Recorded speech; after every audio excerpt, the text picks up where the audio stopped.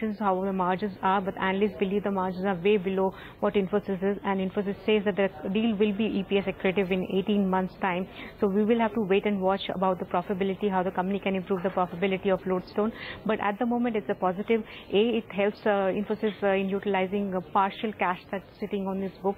Remember, they have a cash of roughly about over 20,000 crore rupees on their books as on June 30th. So part of that will be utilized, and also their consulting services will improve. So these are the benefits that this acquisition brings. It's a mild positive, and analysts are giving a thumbs up to the deal. Okay, Avinnash. Okay, Sunita, thanks a lot for joining us and giving us that perspective. Avinnash Gorakssakar joins us. Well, to put this in perspective, we'll of course get him to speak about the one stock that he'll buy later on in the show as well. Avinnash, one quick word on what Infi has done, and whether or not, from a trader's perspective, the run-up that we've seen already, is it because the market got a whiff of this and therefore that run-up is already over, or could the market still be more enthused by this particular acquisition because it's come after a long time? Neeraj, I think it's positive news, but this acquisition has already been, this news has been floating in the markets for quite some time. The kind of acquisition they have made is definitely a good one, but I think the real benefits of this deal would actually accrue, after the next 12-15 months, because clearly this consulting firm has 200 odd clients in a different vertical. So clearly from a trading perspective, I don't see, the stock could possibly go sharply further. I mean, probably the news has already got built into the price. I think even the management has clearly hinted that it would be EPS accretive, over a medium-term horizon. So I think clearly it's good positive news. The cash which was lying in the books has been put to good use. In the shorter term, maybe the stock would remain, in a range, say around 2,500 to say 2,550. But beyond that, I don't think this is going to actually, propel it any further. Yeah, just to address that piece of news, almost 1% equity exchanging hands at 73 rupees per share. Let's bring up the stock in the session, up 5% at 80.45. We'll talk about the technicals of this, but Avinnash, just a quick word. I mean, do you think that now Infosys perhaps would get re-rated post this deal? Are we looking at some buying coming at these levels for the stock? Maybe moderately some buying will come in, because this is definitely a positive development. But I think the real trigger for Infosys would be the Q2 numbers. In all probability, if the company reports better than expected numbers, because I think last quarter expectations were clearly petered out and the stock actually fell off almost 12-13% after the results. So I think every quarter for Infosys is a challenge, and probably if the numbers are better than market expectations, then probably you could see a re-rating happening. Otherwise, I mean, I think till the time the results are out, the stock is going to remain in a narrow range. But purely the fact that, inorganic move was expected out of Infosys for a long time, do you think these are steps in the right direction? Perhaps, what may come by in terms of growth from this acquisition later on could pose an attractive price for the stock, for investors to look at the stock? No, I think from a longer term perspective in the large cap space, it definitely looks attractive, because the kind of valuations it's been battered out clearly makes it a good compelling case if somebody has a really longer term call of say a year and a half. But at least in the shorter term, I think the markets are not going to give it a complete thumbs up, because the size of the acquisition is not very big. In fact, even today, the cash on the company's balance sheet is very large. So I think it's a good move in the in the right way. But as of now, I mean, more importantly, I think markets should look at the Q2 numbers very closely, and that's probably going to be a very key element, in the short term. All right, Avinnash, stay on with us. Let's just hear Aniruddha Mehta of India Infoline and his perspective as well on this acquisition. This acquisition is good for Infosys from multiple perspectives. It has used its cash, which was a key pain point for most of the investors. About 8% of the cash has been utilized. The presence in Europe has been boosted, as well as in nearshore centers and also in Brazil and China. The revenue mix from healthcare is strong for this particular company, which is also positive for Infosys, which has a low presence in healthcare. Overall, there is no client overlap. So all in all, it's a positive for Infosys, barring the fact that it would be in EPS accretive in FY15. All right, let's just get in specific recommendations. Deepak, come to you first. What would it be that you'd be recommending in the market, and also your call on Infosys? Well, to go with Infosys first, it's basically come back to the levels to which it had dropped very sharply with the last quarterly results. This has happened almost every time after quarters. It drops sharply, bounces back to around those levels, and then flattens out or improves only very gently until the next quarterly result, which again it tends to drop. Now, whether that sequence will finally end or not, too early to tell, but this is the sort of resistance level. 2550 is what's to be watched out for. That was the peak it had reached in the last 3-4 months. Also, it's kind of lost that runaway momentum it had. I mean, today at least it's a little slower now. As far as the day's recommendations go, 3 buys. The first is Tata Coffee, stop loss of 980 and the target of 1035. Power Defense with a stop loss of 73.5, target of 77. Satyam Computers with a stop loss of 99.5 and a target of 105. The common factor between all these three are, these are not the stocks that have been running up for the last 1 or 2 months like pharmas and mid-cap softwares, but the stocks that started fresh moves or interesting moves with that big jump on Thursday. So there could be some fresh sort of life into these stocks rather than those where profit taking might come in now. Prakash, what about you? What would be your specific recommendations and also your call on Infosys?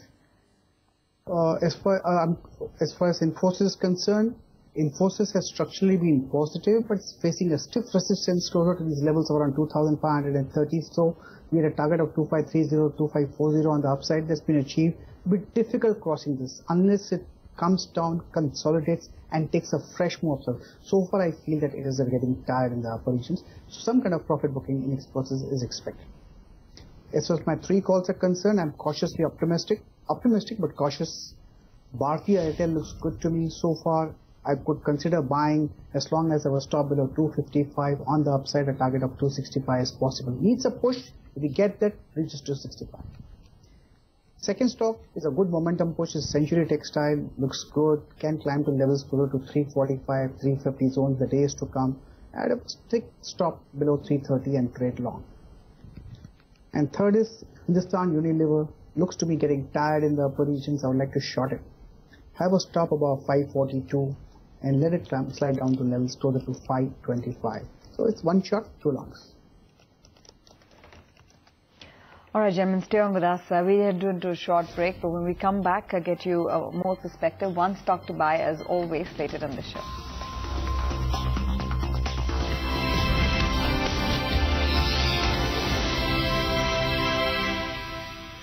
Shriram City Union Finance Limited offers to the public secured NCDs of Rs 250 crores with an option to retain oversubscription up to Rs 250 crores. The issue rated CARE AA by CARE and CRISIL AA- stable by CRISIL with annualized returns up to 11.75% per annum. Allotment on first come first served basis. Issue opens on 12th September 2012.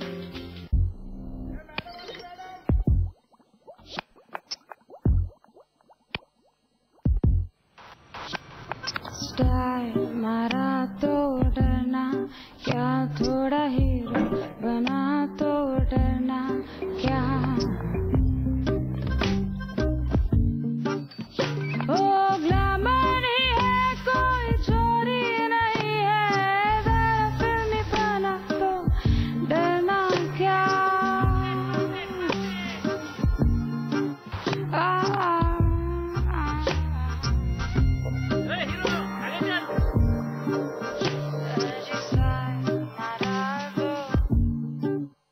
Daily trading in Sensex derivatives crosses 1,08,000 crore rupees. Participate in the Sensex.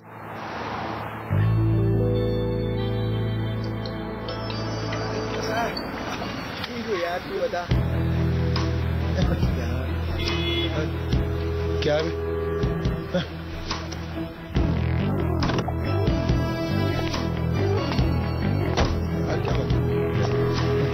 Soon.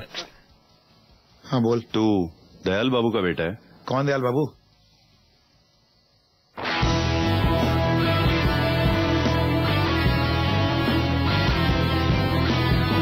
Grow up to the new look. Verito. If you think They are excited about T20 cricket. Then think again. India's going gaga over ET Now's latest show, Traders 20. It's where India's top 6 analysts meet on the trading pitch every weekday and give you top 20 stock recommendations of the day on Traders 20. Only on ET Now. Brought to you by Samsung Galaxy S3, designed for humans.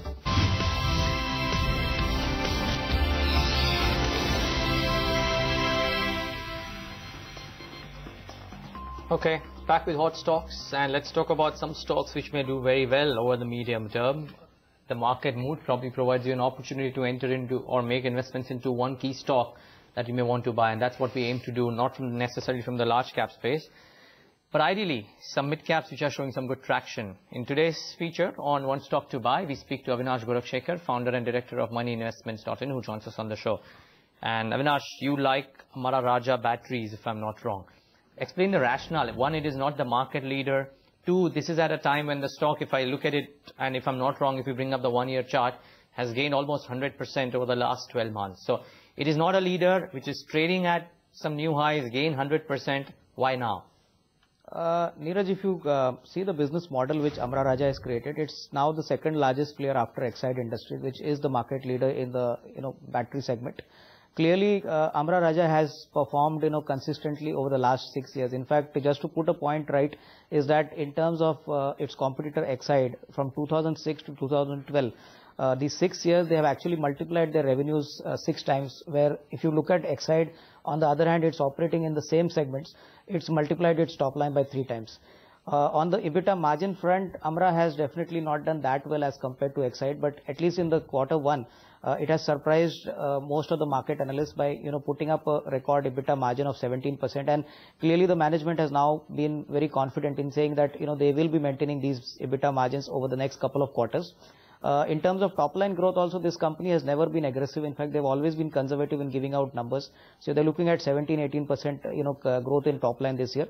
Importantly, they have built a business model which now goes across 2-wheelers, 4-wheelers, tractors, even UPS as well as the telecom space. And in every segment, they have managed to actually grab market share from Exide.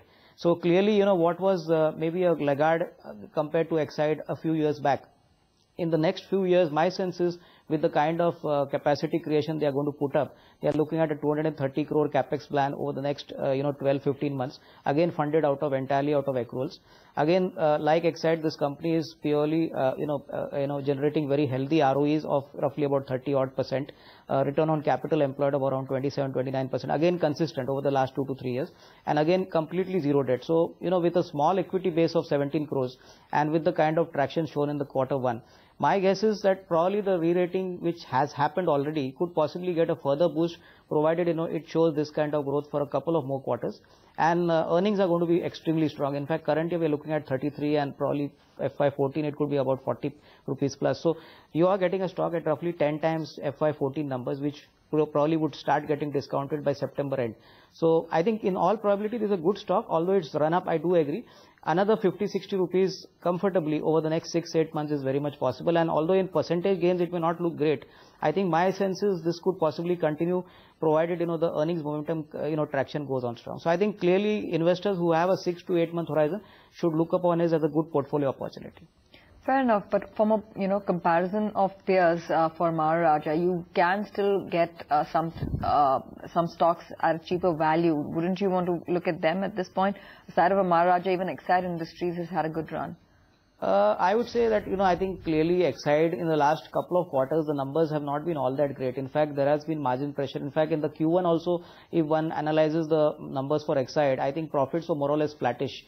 And going forward also, I think it's, it remains to be seen whether the price increases taken by Exide would actually get reflected on the top line as well as on the margins. As far as Amara Raja is concerned, I would say that, the technology edge which they have from Johnson Controls. In fact, in the 2-wheeler space, they were the first guys who came with 2-wheeler VLRA batteries, for electric start vehicles. Now that concept has started taking off, and my sense is there's a big unorganized market available in the 2-wheeler battery space, and overall the automotive market, if one sees, it's a duopoly market. Amara Raja and Exide both are equally, having equal market shares. So I think it's a call on specifically on the kind of traction one has seen in the last couple of quarters. And I wouldn't be surprised if this stock actually takes off further 15-20%, because the markets are clearly now looking at far better kind of earning growth numbers from Amara Raja compared to Exide. Okay, Avinash, that's a point well taken. Thanks so much for taking the time out and joining us and explaining your rationale of why would you want to buy into Amara Raja batteries. Deepak as well as Prakash, thanks so much for taking the time out and joining us on this leg as well. But that's about the time that we have on this leg of Hot